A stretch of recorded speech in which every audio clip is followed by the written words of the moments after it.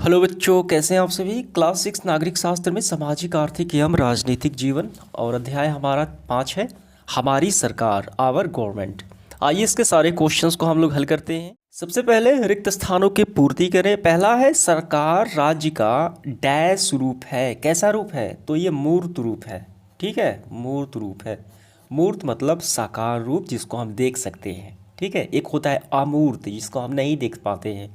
ये मूर्त रूप है। सरकार बनती है, सभी बनते हैं। ठीक है, नियम कानून से बनते हैं। दूसरा है राज्य अपना कार्य डैश के माध्यम से करती है। राज्य अपना कार्य कैसे करती है? राज्य अपना कार्य राज्य सरकार के माध्यम से करती है। जितनी भी सरकारें होती हैं, ठीक है, स्थानीय स्तर की, वो अपने स्थानीय यानी अपने राज्य के कार्य करते हैं। जैसे बिहार राज्य की सरकार पूरे बिहार के लोगों के लिए काम करती है, ठीक उसी प्रकार झारखंड, उत्तर प्रदेश, अन्य राज्यों की सरकार भी अपने प्रदेश के निवासियों के लिए कार्य करती है। समझ में आ गया। तीसरा देखिए क्या है, सरकार के डैश अंग हैं। कितने अंग हैं सरकार के?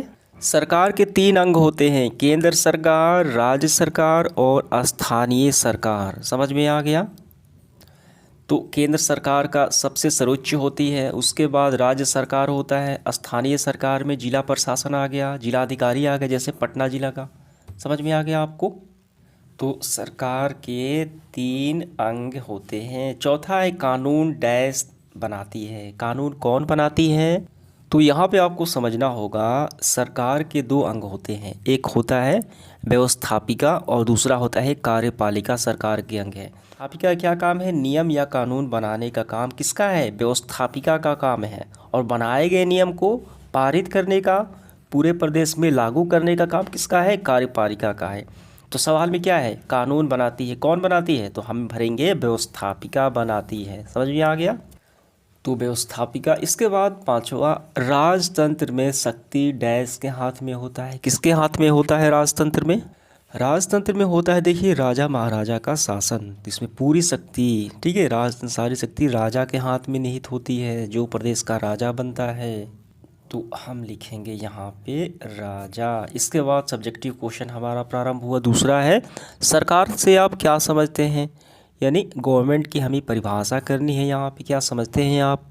देखिए, उत्तर लिखने से पहले हम लोग थोड़ा समझ लेते हैं। सरकार जो है एक ऐसी व्यवस्था होती है जिसके अंतर्गत राज्य या समुदाय को नियंत्रित किया जाता है। उस स्थान पे नियम कानून द्वारा, ठीक है, महत्वपूर्ण निर्णय लिए जाते हैं। और ये 3 स्तर पे कार्य करती है, केंद्र सरकार, राज्य सरकार और स्थानीय सरकार। तो चलिए हम इसको हल करते हैं। तो यहाँ पे देखिए, यहाँ पे सरकार की परिभाषा को हम लोग समझेंगे। विभिन्न क्षेत्रों से संबंधित निर्णय लेने का काम किसका काम है? तो वो सरकार का काम है। ठीक है, महंगाई को नियंत्रित करना, बिजली को आपूर्ति करना, लोगों के लिए कल्याण के कार्य करना, ठीक है। अन्य कार्य देखिए, डाक, फोन, रेल सेवाएं को चलाना, ये सारे कार्य किसके हैं? सरकार के काम होते हैं। अब उसके बाद देखिए, प्राकृतिक आपदा हो, विपदा हो, उस सबको समाधान करना सभी सरकार के काम होते हैं। ठीक है, तो कुल मिलाकर हम इसकी परिभाषा कैसे करेंगे सरकार की? तो हम ऐसे लिखेंगे, देखिए यहाँ पे, सरकार यानी गवर्नमेंट। सरकार एक व्यवस्था है जिसके अंतर्गत एक राज्य या समुदाय के नियंत्रित किया जाता है। देखिए, जिसमें नियम कानून बनाना, महत्वपूर्ण निर्णय लेना, नागरिकों को जनहित के कार्य करना आदि महत्वपूर्ण भूमिका निभाता है। तो इसमें देखिए पूरा आ जाएगा, नागरिकों को जनहित के कार्य करना। जितने भी कार्य हो गए जो नागरिकों के जनहित के लिए हो, कल्याण के लिए हो, भलाई के लिए हो, वो काम सरकार को करना है। ठीक है, बस यही आपको परिभाषा लिख लेनी है। इसके बाद देखिए तीसरा है लोकतांत्रिक सरकार क्या है। देखिए, लोकतांत्रिक सरकार का मतलब होता है लोगों द्वारा चुनी गई सरकार। ऐसी सरकार जो लोगों के मत द्वारा, लोगों के सहमति द्वारा, ठीक है, लोगों के हस्तक्षेप द्वारा जो सरकार बनाई जाती है मतदान करके, वो कही जाती है लोकतांत्रिक सरकार। समझ में आ गया। ये जनता के मतों द्वारा चुनी जाती है। तो इसका उत्तर हम काफ़ी अच्छे से ऐसे लिखेंगे, देखिए यहाँ पे, जनता यानी लोगों द्वारा चलाई यानी चुनी जाने वाली सरकार, जिसमें जनता मतदान द्वारा अपना प्रतिनिधि चुनती है और सरकार बनाती है, अर्थात आम जनता की भागीदारी की सरकार। जैसे बिहार में मुख्यमंत्री का चुनाव हो गया, ठीक है, लोकसभा का चुनाव हो गया। तो वो सरकारें कैसे चुनी जाती है? वो जनता के मतदान द्वारा ही तो चुनी जाती है। ठीक है, जनता अपने पसंद के उम्मीदवार को वोट देते हैं, अपने प्रतिनिधि को भेजते हैं, तब जाकर एक सरकार का गठन होता है। तो कुल मिलाकर जनता के द्वारा ही तो सरकार बनाई जाती है और जनता अपने आप शासन करवाती है अपने मनपसंद प्रतिनिधि द्वारा सरकार बनवाकर। समझ में आ गया? तो ये हमें परिभाषा कर लेनी है। अगला सवाल देखिए, हमारा प्रश्न क्रमांक चौथा है, लोकतांत्रिक सरकार में कौन कौन से तत्व हैं? व्याख्या करना है। यानी लोकतांत्रिक सरकार कैसे काम करती है, कौन कौन से तत्व होते हैं ते प्रमुख, हमें व्याख्या करना है, बताना ही नहीं बल्कि व्याख्या करना, उसके बारे में भी बताना है हमें। देखिए यहाँ पे लोकतांत्रिक सरकार के मुख्य तत्व कौन से? लोगों की भागीदारी होती है, समस्याओं का समाधान होता है, समानता एवं न्याय के प्रमुख सिद्धांत होते हैं। ठीक है, तो तीन मुख्य सिद्धांत, तीन मुख्य तत्व होते हैं। भागीदारी, कैसे भागीदारी होती है? मतदान द्वारा। लोग मतदान द्वारा अपनी भागीदारी करते हैं, यानी सरकार का गठन करते हैं। यानी छोटे से छोटे व्यक्ति भी इन्वॉल्व होते हैं, गरीब आदमी भी, उसमें सभी को मतदान का अधिकार है, इसमें भेदभाव नहीं है। समझ में आ गया? और दूसरा क्या है? समस्याओं का समाधान, सभी व्यक्तियों की समस्याओं का समाधान होगा। ठीक है, और तीसरा है समानता और न्याय। समस्याओं का समाधान यानी विवादों का समाधान। देखिए हमारे देश विभिन्न प्रकार के क्या है? जाति धर्म है, विविधता में एकता है। तो विभिन्न प्रकार के जाति धर्म है, समुदाय के लोग रहते हैं, तो जाहिर सी बात है उसमें विवाद होगा। तो सरकार उसे कैसे नियंत्रित करती है? कानून व्यवस्था पारित करके। ठीक है, पुलिस व्यवस्था, उसके बाद न्यायालय हो गया, ठीक है, कोर्ट हो गया, उस सारे व्यवस्था करती है। यानी कुल मिलाकर कानून व्यवस्था उसमें आ जाएगा। अब तीसरा है समानता एवं न्याय।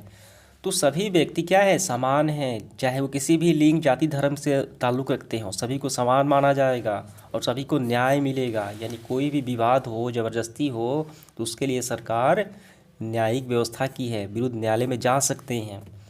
तो आइए इसका आंसर हम काफ़ी अच्छे से लिखते हैं।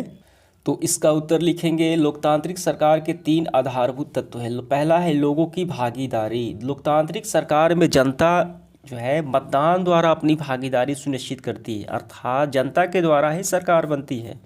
क्लियर हुआ? दूसरा है समस्याओं का समाधान। विभिन्न समस्याओं के समाधान हेतु कानून व्यवस्था बनाई गई है ताकि लोगों की जितनी भी समस्याएं हैं आसानी से हल हो सकें। और तीसरा है प्रमुख समानता एवं न्याय। लोकतांत्रिक सरकार में सभी को समानता एवं न्याय उपलब्ध है, सभी समान है, चाहे वो किसी भी धर्म, जाति, लिंग, समुदाय से ताल्लुक़ रखते हों। ठीक है, एवं अन्याय एवं अधिकारों के हनन में न्यायालय में जा सकते हैं। तो यही हमारा आंसर हो गया। अब इसके बाद देखिए आगे बढ़ते हुए हम देखेंगे प्रश्न क्रमांक हमारा पाँचवा है। क्या है? देखिए नीचे दिए गए प्रश्न आपके विद्यालय से संबंधित है। इन प्रश्नों का उत्तर शिक्षक और अभिभावक के प्रयास से हल करें। तो आइए इसको हल करते हैं। काफ़ी सरल प्रश्न यहाँ पे दिए गए हैं। ठीक है, आम प्रश्न है ये। पहला है, आपके विद्यालय भवन बनाने के लिए जो विद्यालय में भवन बनाए गए हैं राशि, पैसा कहाँ से प्राप्त होता है? तो जाहिर सी बात है ये किसी स्थानीय व्यक्ति की जेब से तो नहीं प्राप्त होता है, ये सरकार के द्वारा प्राप्त होता है, क्योंकि पाठ का नाम ही है सरकार। शिक्षा विभाग, हम लिखेंगे शिक्षा विभाग कोष्ठ में सरकार। समझ में आ गया? शिक्षा विभाग के द्वारा प्राप्त होता है। दूसरा, मध्याह्न भोजन की व्यवस्था कौन करता है मिड डे मील की?